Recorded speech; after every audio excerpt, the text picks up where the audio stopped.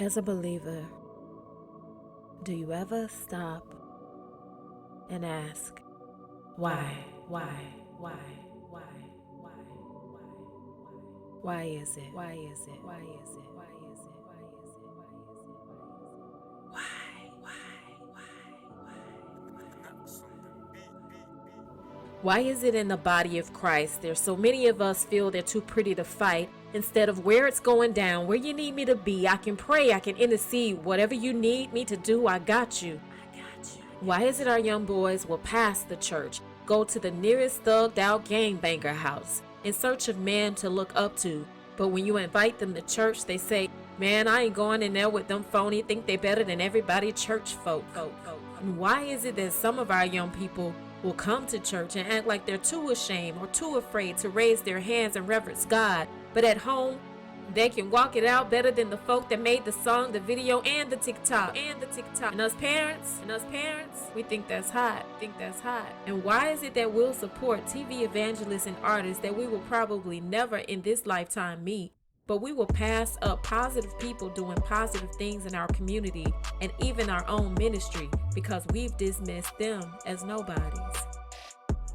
Why is it that we question God's rule book when we don't question the things that we know doesn't line up with His word, and we'll go along to avoid making a scene or hurting someone's feelings, but silence is agreement?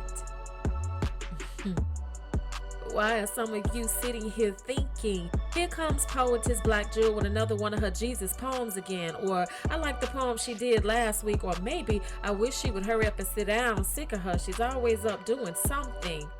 But don't allow your vision to become distracted with me, because then you will miss what God is saying. Why is it? Because it is He who gives these poems to me. And why is it are we so comfortable and complacent with who we are instead of who we are supposed to be, when God is trying to get us to reevaluate ourselves? So when He looks in the mirror called you and me, His body, His reflection doesn't appear to be one of an abstract painting.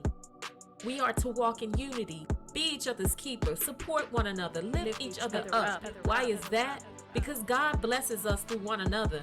And if we are disobedient or out of place, His blessings fall to the ground or in the world's hands. That's why the world has millionaires and billionaires with the face of Satan on their dollars, and many of us are struggling because we are too busy being spiritually hard-headed, looking at each other up and down, cross-eyed and crazy, while the world prospers, but we are the seed of Abraham. We're missing out on our own inherited blessings.